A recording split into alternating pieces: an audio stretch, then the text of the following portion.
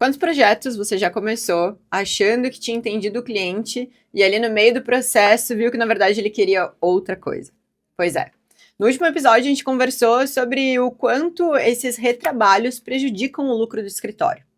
E hoje a gente vai ir na causa raiz desse problema, que é o poder do briefing. Eu sou a Beatriz e tô aqui com a Laura. Sejam bem-vindos a mais um Gabstercast.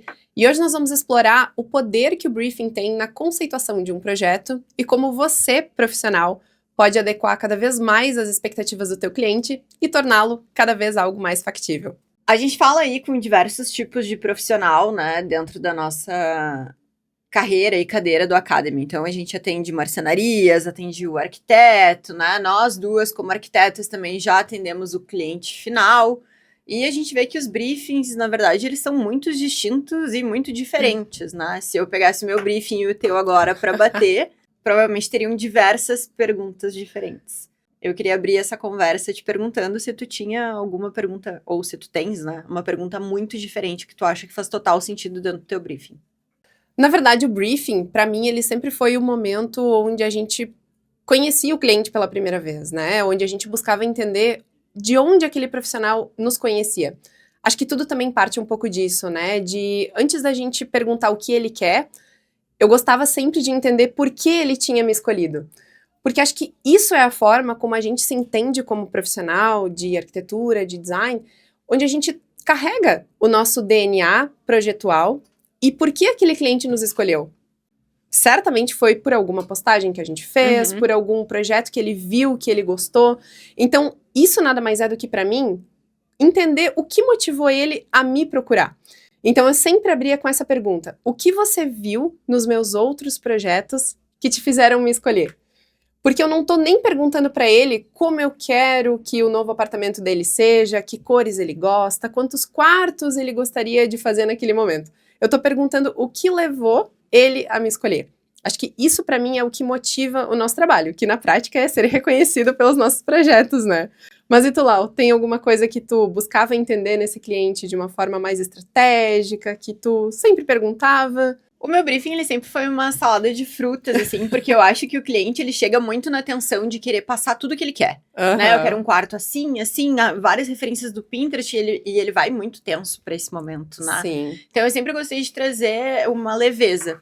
Então, uma das primeiras perguntas, assim, as mais estranhas, não é nem perguntar se tu tem pet. Ah, tu pode dizer que sim ou que não. Mas tu prefere gato ou cachorro? A gente já discutiu isso várias vezes, né, nas nossas conversas. É verdade. Tu é uma pessoa super de gato. Aham. Eu sou uma pessoa super de cachorro. E eu acho que isso traduz muito a nossa personalidade. Sim. E não é assim, o que tu quer, né? Tu quer a tua casa desse estilo. Mas assim, prefere praia ou campo? Cidade ou praia? Então são perguntas diferentes que vão te dando o viés da conversa. Tu não deixa ele tão preso na ideia do eu preciso passar tudo que eu quero em uma única reunião. Não. Sim. Essa é uma reunião muito mais do que para eu entender quais cores tu gosta ou não gosta, o que tu quer. É para que eu entenda também um pouco mais da tua vida, né? Quais são os teus horários, quais são as coisas que tu gosta, né? Tu tens objetos afetivos que tu gostaria de mostrar. Incorporar no projeto, né? Porque isso que vai trazendo, eu acho, a identidade do projeto. Sim. A gente pode pegar um apartamento, né, um prédio com 2 apartamentos iguais, clientes que têm mais ou menos o mesmo perfil, né, de faixa etária, de vida, e vão ser projetos totalmente diferentes. Com certeza, com certeza. E isso que tu trouxe, né, Lau, da gente buscar entender a essência do nosso cliente. Não é perguntar para ele se ele prefere uma cor ou outra, mas sim buscar entender quais são os hábitos dele que vão impactar nas minhas decisões de projeto. E talvez ele não tá nem preparado para essas perguntas. Tu já percebeu, durante uma reunião de briefing, que ele fica pensando: putz, ninguém nunca me perguntou isso. O que isso vai impactar no projeto que essa arquiteta vai fazer para mim, né? Então, isso é outra forma da gente também pegar o cliente meio desprevenido, mas propositalmente, para quebrar um pouco da tensão que tem nesse momento, dele querer sair de lá com o projeto todo resolvido, e isso é o nosso papel, juntar todas essas ideias dentro daquilo que ele traz de experiência, de essência. Isso que tu falou dos movimentos mais afetivos, é isso que vai deixar o projeto cada vez mais único, né? Esses dias eu entrei numa discussão, não lembro exatamente com quem, mas sobre o motivo pelo qual a gente escolhe dar mais ênfase para algum objeto pessoal na nossa casa, o quanto a nossa casa é reconhecida pelos objetos que a gente tem ali. Tu fala muito dos teus quadros no chão, que eles não estão na parede, eles estão no chão. Então, isso é muito único, porque faz a gente se analisar também como indivíduos, né, não só como profissionais, dos motivos pelos quais a gente escolheu certas coisas na nossa casa. Eu em casa, por exemplo, pelo fato de ter 2 gatos, tenho um playground no meio da minha sala. É um playground na parede, com vários degraus. Eu escolhi gatificar a minha casa pelos meus hábitos de vida. Talvez não seriam as escolhas que tu faria, né? Sim. E até falando como profissional, assim, eu não sei, mas eu tenho muita dificuldade de fazer um projeto pra mim. Acho que todo profissional, né? O projeto nunca termina. Nunca. E tu nunca sabe o que tu quer mesmo. E porque a gente consegue fazer essa leitura do cliente. Sim. Se tu chegar pra mim agora e dizer tudo que tu gosta, eu consigo te ler, né, entre aspas, e fazer o teu projeto. Agora, eu gosto de um monte de coisa, a gente consome muita referência, a gente tá sempre nessa procura, nessa busca de referências, de imagens, enfim, e de tentar mostrar também tudo que tu é dentro da tua casa. Sim, acho que a casa é isso, né? Pra mim, a casa, ela tem um conceito muito especial e íntimo, né? E acho que todo mundo, mas alguns com mais frequência e outros com menos, de receber pessoas em casa, pelo fato de se abrir na sua forma mais íntima, para aquelas pessoas entenderem os teus hábitos, né? Será que tu é o tipo de pessoa que arruma a cama ou deixa ela desarrumada? Isso diz muito sobre a gente. Será que eu tenho um pet em casa ou não tenho? O que isso impacta na nossa rotina também e nas nossas escolhas projetuais, né? E nossa casa é do nosso jeitinho, né? A gente sempre diz, entra, só não repara na bagunça. E é nesse momento que a gente repara, né? Tu falou de hábitos, né? Me veio à mente agora uma vez fazendo um briefing com uma cliente e ela colocou uma das coisas que me causou mais estranheza, que é, eu vou trazer para ver se vocês pensam comigo e se tu pensa também, que é a relação que o mundo é feito pro destro e não pro canhoto. É verdade. E ela me disse, Laura, eu não quero papel higiênico do lado da direita.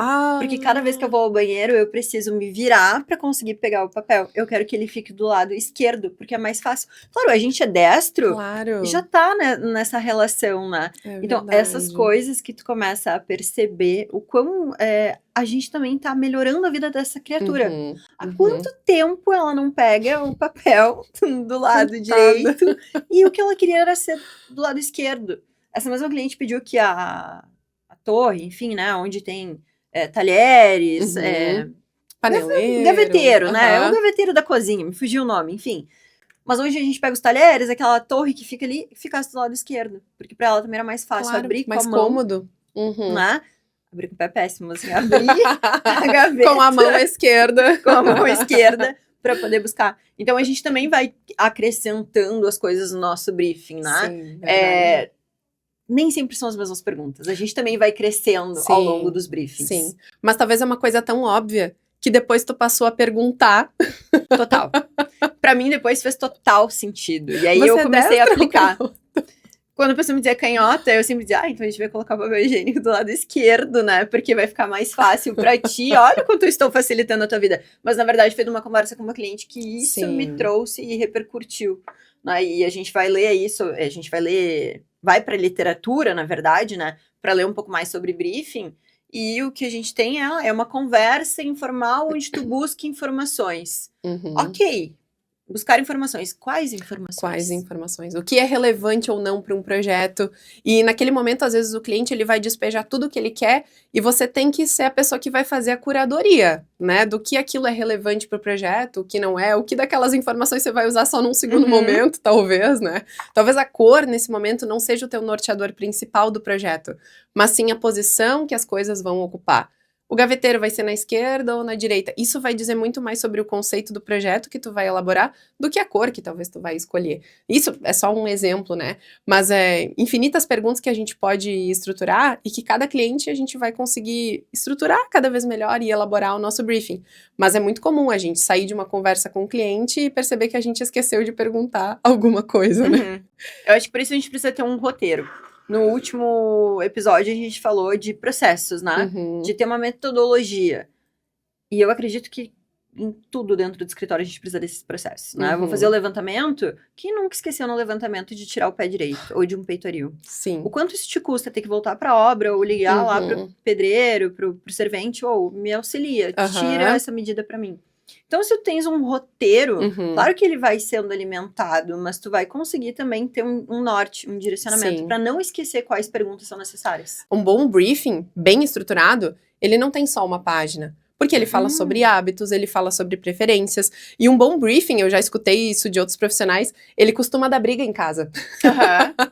Porque é nesse momento que a gente entende o que de fato cada pessoa quer e é importante para o seu projeto ficar com a sua cara. Então, ele costuma dar briga? Sim, porque é naquele momento que quem vai ocupar aquela residência precisa decidir se é um, se é dois, de que forma aquilo vai ser constituído para melhor se incorporar na residência, né? Então, a gente sabe que talvez vão ter pessoas que vão ter um poder de decisão maior nessa jogada, né?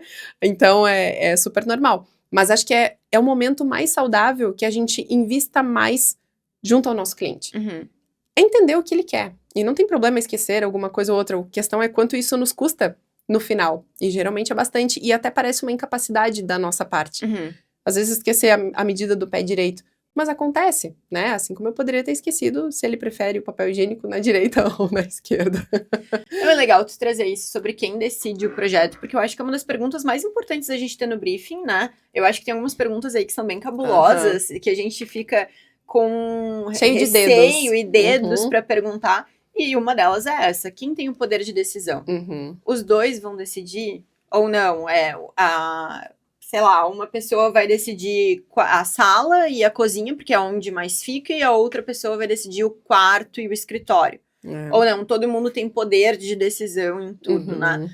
E aí, quando envolve os filhos junto, pensando num casal, tu não tá mais trabalhando só com o casal. Aham. Tu tem outras pessoas envolvidas que também têm Sim. gostos, quereres, porém, quem paga a conta são os pais. Então, esses gostos e quereres, às vezes, vêm num briefing de uma forma, quando tu Sim. entrega o orçamento, ele começa a ser cortado, né? Sim, super normal, né? Que quem nunca, quando criança, quis pintar seu quarto de uma cor que não tem nada a ver com a cor que a gente escolheria hoje, ou que talvez os nossos pais escolhessem para nós, né?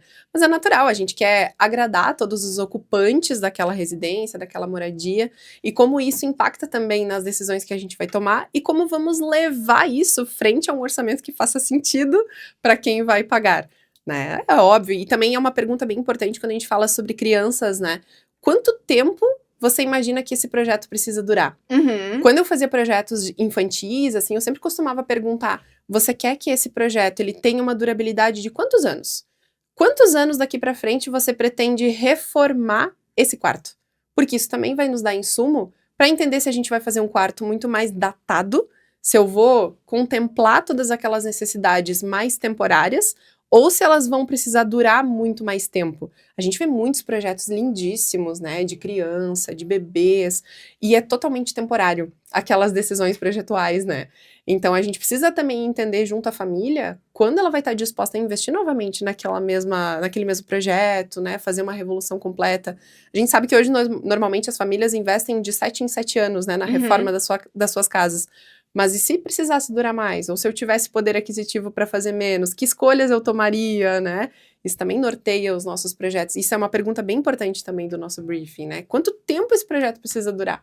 Isso mostra também um comprometimento teu, né? Aham. Eu não quero fazer algo que seja datado e que ele use durante 3, 4 anos, Uhum. mas também não quero tirar toda a expectativa do lúdico de uma criança Uhum. para que ele tenha um quarto de pré-adolescente nesse momento. Acho que a gente tocou num ponto bem importante e bem sensível, que é orçamento. Sim. Quantas vezes o cliente não tem medo, receio ou não sabe o quanto ele quer ou pode gastar? Uhum. E muitas vezes até porque ele não tem nem o domínio de quantos projetos normalmente custam, né? Uhum, sim, sim. E aí a gente lançar um valor aleatório, né? Acredito que esse teu projeto saia em torno de 100 mil, Uhum. mas a gente precisa ter uma reserva. Caso algo saia desse escopo, a gente tem algo para conseguir trabalhar ou Uhum. não? É o 100 mil cravado. Porque daí a gente também tem que pensar que o projeto de 100 mil, ele não pode ser 100 mil. Tu tem que trabalhar numa Não. margem de erro ali, né? Vou trabalhar para ser 80 Uhum. e esses 20, se acontecer alguma coisa. Uhum. E execução de obra a gente sabe que acontece, né? Sim. Eu posso projetar uma luminária lindíssima, perfil de LED, né? Coloquei o perfil de LED, eu preciso de uma estrutura no gesso para colocar o perfil de LED. E se eu só fiz um rasgo de fora a fora? Exato, isso acontece muito em reformas, né? Quantas vezes a gente já não se deparou com uma estrutura completamente diferente daquilo que a gente imaginava ter na residência e teve que lidar com aquela situação. É, exemplo do Mãos à Obra, né? Encontramos amianto. Então são esses imprevistos que acontecem. Talvez isso até pode estar numa pergunta de briefing. E se tivermos, né, o que você estaria disposto a abrir mão caso tivéssemos que reduzir o orçamento? Nunca tinha pensado nessa pergunta, mas acho que ela pode ser bem relevante. Eu não tinha pensado na pergunta do que estaria disposto a abrir mão, mas eu sempre gosto de trabalhar com um orçamento mais baixo do que foi dado, né? Ou ainda o cliente te dá um orçamento, tu busca todos os materiais para fazer o projeto com aquele orçamento, quando tu leva ele pra loja, ele se apaixona por algo que é o triplo do valor. Ah, mas por que tu não me apresentou isso? Porque dentro do teu orçamento, isso aqui era o que estava destinado. Ah, mas eu abro mão para ter esse. Aí tu fica assim... Eu também abriria a mão pra ter esse, porque eu acho ele mais legal, mas dentro do que tu me passou, a proposta era essa. Então, tentar trazer o cliente mais pra perto de ti. Acho que também entra a relação de que o cliente tem medo de dizer quanto ele quer gastar, porque ele acha que a gente vai extrapolar o orçamento, né? Ou que a gente vai cobrar mais caro no projeto, ou alguma coisa do tipo. E saber driblar tudo isso também é um papel nosso, né? Claro, com certeza. Até porque, muitas vezes, de novo, ele não tem noção do quanto cada coisa custa. Então, talvez, uma estratégia que eu fazia muito era dizer assim pra ele, olha, se a gente seguir mais ou menos neste padrão aqui, teremos um valor de mais ou menos tanto. O que mais influencia é o valor dos puxadores, é o valor da luminária e é o tipo de acabamento. Ele vai ser laco ou ele vai ser uma chapa numa cor normal de MDF? Bom, daí talvez o cliente já consegue ter uma noção e mostrar para ele também já faz diferença. Então, é o tipo de ação que eu fazia justamente para trazer ele para uma realidade que para mim faz sentido, mas que para ele não. A gente tem que lembrar sempre que o cliente, na verdade, ele é um leigo, né? Sim. A gente é super técnico. E aí, tu mostrar para ele começar a entender, ele começar a ver o que ele tá comprando... Pra gente é muito tranquilo. Falar, é uma chapa de MDF de 18. A gente vai fazer um fundo de 6, um fundo de 3.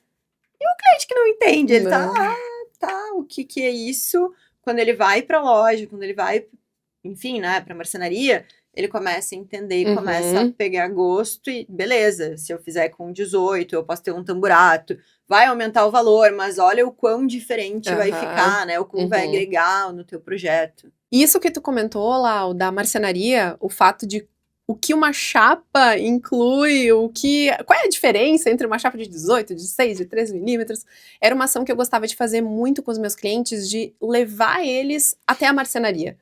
Porque é uma forma também da marcenaria já se comunicar com o cliente desde o começo, né? Sim. E também já estreitar a relação que nós profissionais temos com aquela marcenaria, de forma prévia, mas também mostrar para o nosso cliente o valor pelo qual valor num contexto de valorização profissional e de benefícios que aquela marcenaria ou que aquele profissional do Arquidecor vai me entregar.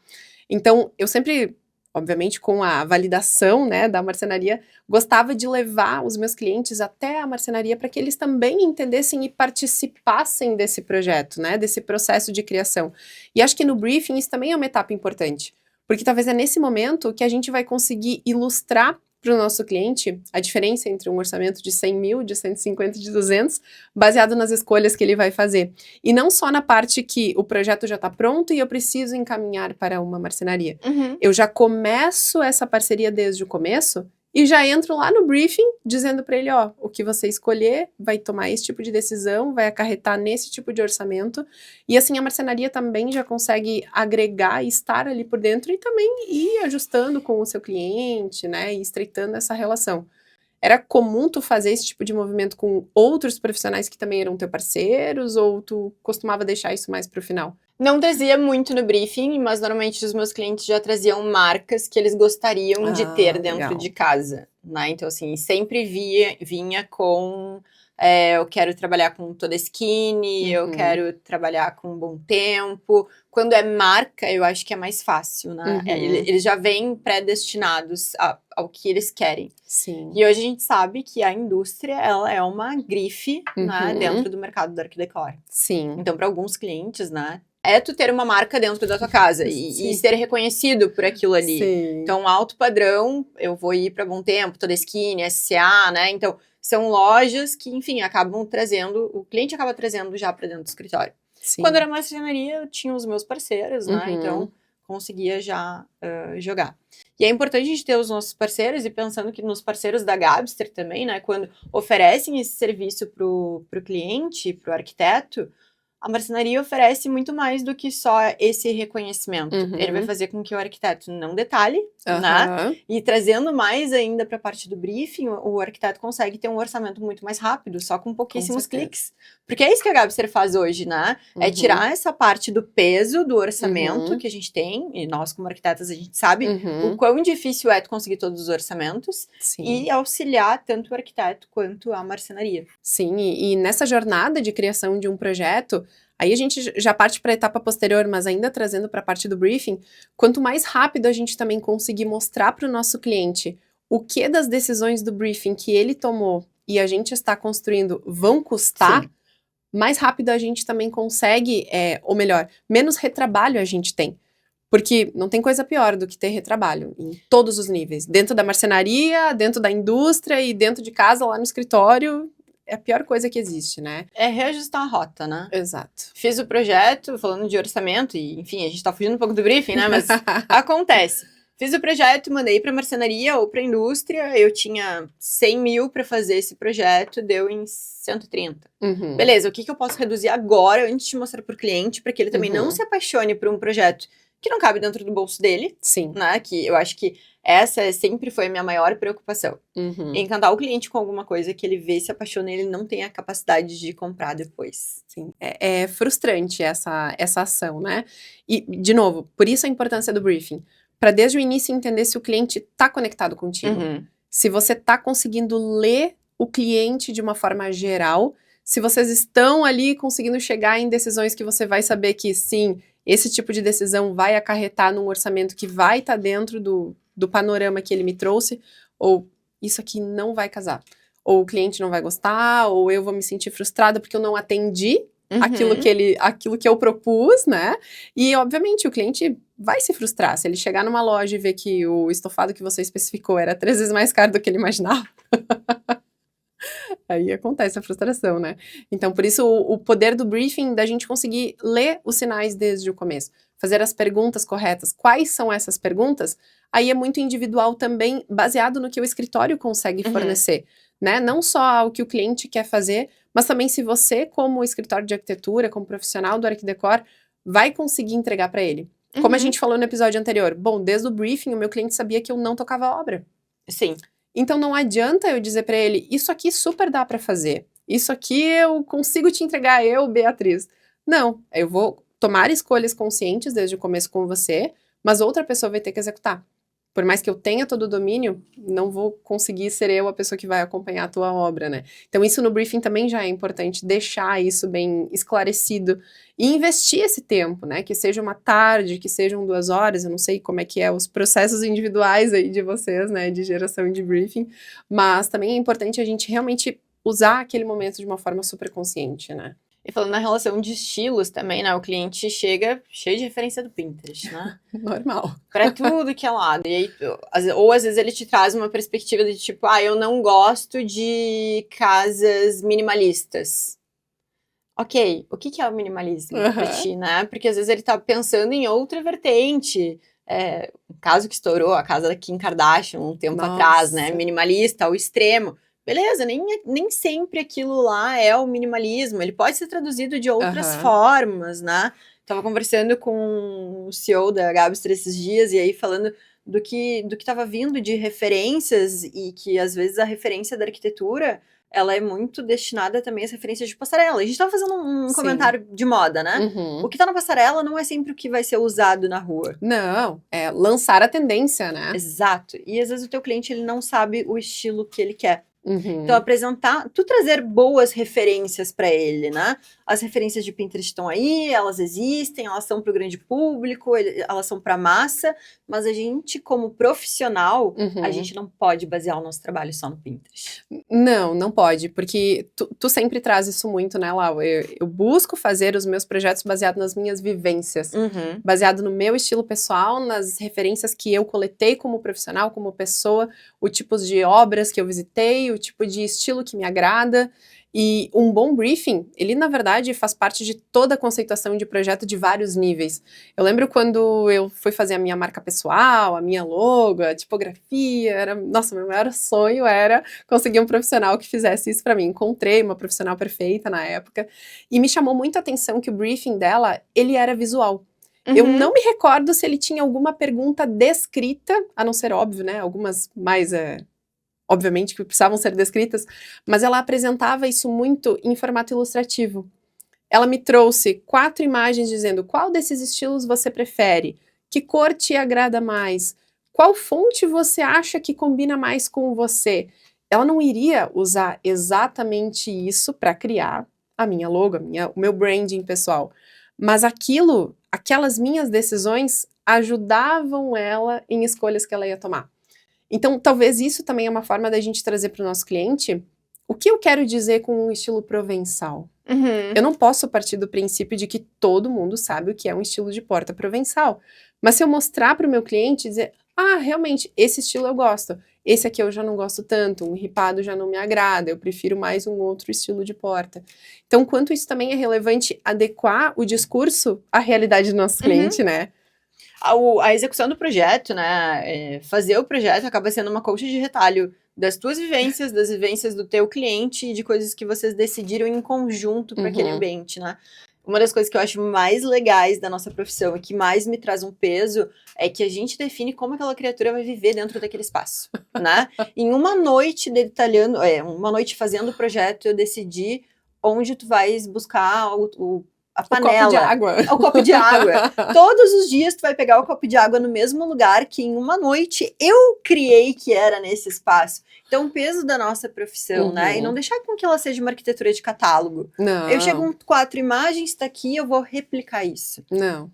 Tem que traduzir o teu cliente, tem que trazer ele lá pra dentro, né? Com certeza. A gente acaba colocando muito da gente também nos nossos projetos, né? Eu acho que quando eu olho cada projeto meu, eu consigo me enxergar dentro daqueles espaços, porque é o meu estilo. E é por isso que o cliente nos busca, né? Exato. Quando tá no início da profissão, tu acaba aceitando diversos projetos, porque tu tá ali, tá fazendo o teu repertório, né? Tá fazendo o teu portfólio, na verdade. Mas tu vai chegando numa etapa que tu já sabe onde tu te encontra, teu portfólio já tá mais ou menos montado, e os clientes começam a te procurar exatamente por aquilo ali, né? Exatamente. Tu te torna eternamente responsável pelo aquilo que cativas, né? Mas é exatamente isso. É o cliente entender o porquê ele te procurou. Por isso, uma das minhas primeiras perguntas é: o que você viu em mim que tanto te encantou? Por que você me quis como profissional para atender o teu sonho, né? Como é que tu acha que eu vou conseguir traduzir toda essa tua necessidade, esse descarrego de emoção, de energia, de referência que você me trouxe para um projeto que faça sentido para você, né? Então, total, é o nosso conceito baseado naquilo que o cliente quer, na expectativa que ele tem, e isso para todos os níveis, né? Aqui a gente está falando de projeto num contexto geral, mas cada uma das referências também, e quando eu criava produtos, né, trabalhei muitos anos de desenvolvimento de produto, também era isso, era entender o que a gente queria lançar com aquela coleção, qual era o objetivo daquele produto que a gente estava lançando, o que a gente entendia que faltava na nossa coleção para criar projetos cada vez mais completos, né? De novo, o briefing serve para todas as áreas, desde a área do marketing até a área da arquitetura, até uma área de execução de projeto, de obra, de tudo. Tudo tem que ter um bom briefing, tu não consegue simplesmente lançar uma ideia e esperar que alguém a cumpre. É que a partir do briefing também tu vai criar o conceito daquele projeto, né? Eu sempre falo isso. uma história é o que vai vender o teu projeto. Uhum. Mas se eu colocasse a cortina azul aqui e dizer, é porque é uma cortina azul, legal, de veludo. Não, essa cortina azul de veludo, ela era usada no tempo tal princesa tinha, ela vai te remeter a isso. Essa mesa escura, ela foi feita porque uma folha branca vai fazer com que tu preste mais atenção no texto. Então eu tenho uma história para contar do porquê das minhas decisões. E isso pode vir também muito das histórias que o teu cliente te conta.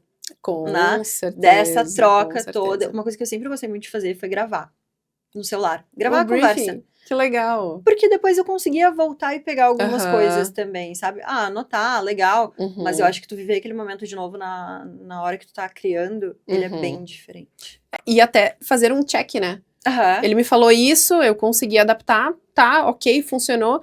E trazer também justificativas do porquê não, né? Às vezes ele...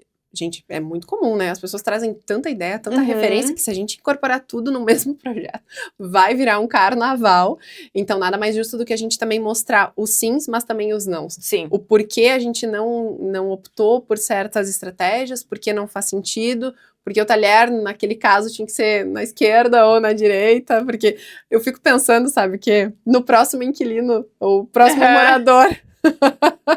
desse apartamento ou dessa casa, ele certamente ele vai se pegar pensando, por que eles colocaram aqui e não aqui? Ou talvez ele nem se dê por conta, né? Então é o tipo de estratégia, né, que a gente fica pensando, nossa, nessa residência, para esse perfil de morador faz muito sentido, mas e o próximo, né? Tu é o tipo de pessoa que chega nos apartamentos e muda eles completamente, né? Sim. Eu já digo que não, porque eu tenho um pouco de preguiça mesmo. Eu tenho uma relação com casa que é quase visceral, assim, sabe? Eu preciso entrar num lugar e me sentir em casa. Então, todos os lugares que eu morei, eu fiz a revolução e deixei ela com a minha cara. E é muito legal ver, eu tive contato, né, 2 vezes com pessoas que foram morar na minha casa depois. Ah, jura? É muito legal a pessoa falando assim, isso aqui deu muito certo. E aí, uma vez tive uma casa que teve um pátio, tentei tirar a grama, não deu, botei uma pedra, a grama começou a subir por cima da pedra. E aí a pessoa assim, Laura, a casa é incrível, perfeita, vamos morar lá. Mas aquele pátio, não dá, a grama fica subindo e tem a pedra, não tem como cortar. E aí tu fica assim, tá, beleza, ali eu vacilei, mas aqui né? Era pra mim. E naquele momento fazia muito sentido ter aquele jardim daquela forma. Vamos fazer uma recapitulação, então, né? Vamos recapitular. Eu acho que, basicamente, a gente tem aí 4 ou 5 blocos de perguntas que são necessários que a gente faça realmente, né? Que estejam lá no nosso checklist. O primeiro que eu consigo imaginar é de perguntas básicas, né? Nome, telefone, e-mail, né? Onde mora, qual é o endereço, se é obra nova, se é reforma, se o apartamento foi entregue, se a gente só tem a planta da construtora, se a gente já tem as chaves, que são perguntas chaves realmente para saber quando tu começa teu projeto, quando tu começa a executar, se for executar, enfim. O segundo eu acho que seria de vivências, né? Quem vai morar, o que faz, como faz, quando faz. Sim. Tem hábitos mais matutinos, hábitos mais diurnos, o que isso impacta nas escolhas, das tomadoras de decisão de projeto. Acho que o terceiro seria ir realmente para projeto mesmo. O que a gente vai mexer aqui? Nós vamos fazer o quarto, a sala, tu tens preferência sobre iluminação, tu gosta de mais de iluminação direta, iluminação indireta, né? Como é que é essa tua relação com a casa? Eu me perdi, a gente tava no quarto, no terceiro, né? No terceiro, aí a gente agora vem pro quarto, que acho que é a questão de orçamento, principalmente, né? O quanto você tá disposto a investir naquele projeto, né? E 100%, uma das perguntas mais importantes. E também até entender o quanto daquele orçamento vai para reaproveitar peças que talvez já existem, se eu tô disposto a reaproveitar alguma coisa para poder investir mais em outras, acho que também esse é um ponto, né, relevante pra gente levar, principalmente quando a gente tá trocando, né, de residência, ou até fazendo uma união entre 2 casas, né, um casal que é mais difícil. Vai morar junto, o que fica na nossa casa oficial, né, será que eu preciso de 2 camas, será que eu preciso de 3 televisões? Então, acho que isso também é importante dentro de um briefing, né? Entender o que faz sentido naquele momento. E eu traria, por último, expectativas do projeto. Quais são as suas expectativas para esse projeto, né? Expectativa de mudança. Tem alguma data limite que a gente tenha que fazer, pensando na execução. Eu adoro, sempre fica pronto pro Natal. Né? Eu quero passar o Natal. Eu quero passar o Natal na minha casa, é novembro. gente, não vai dar, né? Vamos ser Realistas. Mas assim, tem uma data limite? Qual é essa data? Qual é a importância dessa data? Ela pode ser remanejada? Porque a gente também precisa ficar seguro, né? A gente não tá trabalhando com um projeto, a gente tá trabalhando com um sonho, e a gente não vende um produto que o cliente consegue ver na hora. Ele vai ver esse produto a longo prazo, né? Sendo criado. Ah, eu preciso passar o meu aniversário lá. Beleza, daqui a 300 dias? Vamos planejar para te entregar a obra pelo menos 10 dias antes, né? Se não acontecer, o que vai acontecer? Acho que é entender as expectativas dele, né? Bem no que tu trouxe do porquê tu me contratou, é agora, beleza, que tu me contratou por isso, mas eu tenho essas outras falácias aqui, né? Ou problemas que podem acontecer. E a gente sabe que obra não é uma coisa, não é uma regular, tecnologia, né? Eu sei como ela vai se comportar. A gente tá trabalhando com mão de obra humana. Sim, algumas incertezas no meio do caminho, por mais que a gente consiga previsionar muita coisa, tem muitas delas que a gente não tem domínio sobre o próprio clima, né, Exato. gente? E se chove no dia que eu ia fazer tal coisa, tal ação? Já não consigo mais, né? Então, ações meio incontroláveis. E tem o cronograma, né? Tem um cronograma certo, batido já. Claro que o cronograma não vai ser entregue no briefing, mas quando entregar o projeto ele for aprovado, tá aqui o cronograma, a gente vai seguir essas etapas e comunicar ao cliente do que pode acontecer, porque ele também, né? Sim. Ou tu faz com que não chegue no ouvido dele, né? E aí tu é muito bom e realmente o cliente não vai ficar sabendo, que é o que eu gosto. Ou eu vou chegar para ele e dizer, olha só, a gente tava com essa perspectiva, vai atrasar tanto tempo, mas eu vou conseguir tirar daqui e já trazer a solução. Sim, né? sim. Pensando de briefing, de projetos, de execução, até na relação briefing mesmo. Aqui podem acontecer esses problemas. É o momento da gente conversar. É o início de namoro, né? Porque é um relacionamento que tu tem com o teu cliente. Sim. Precisa ter uma confiança mútua ali. De cliente para arquiteto ou, né, a marcenaria que vai fechar um projeto com um cliente. Conseguir entregar para ele quais são os problemas que podem ocorrer ou não, quais são os teus prazos de entrega, o que a gente fala muito dentro do Conecta, né? Se tu fechares o teu orçamento hoje, eu consigo te entregar em tantos dias. Entregar prazos, para que ele também fique no compromisso, né? Sim, sim, sim. E acho que isso também abre pauta, né, Lau, para convidar vocês para o nosso próximo Gabstercast, onde a gente vai falar sobre Conecta, ou seja, qual é que é a relação e quais são as melhores práticas que uma marcenaria pode ter na conexão com o seu arquiteto, seu parceiro de negócio, especificador. Então, fiquem ligados aí para os nossos próximos conteúdos. E acho que também trazer um pouquinho da visão para o arquiteto, né? Qual é o benefício que o arquiteto tem em utilizar marcenarias que trabalham com a Gabster. A gente vai falar de redução de tempo, de não precisar detalhar, mas todos esses assuntos aí são spoilers, né? Para o próximo episódio. Isso aí, pessoal. Muito obrigada, espero vê-los vocês no próximo episódio e até mais. Até mais!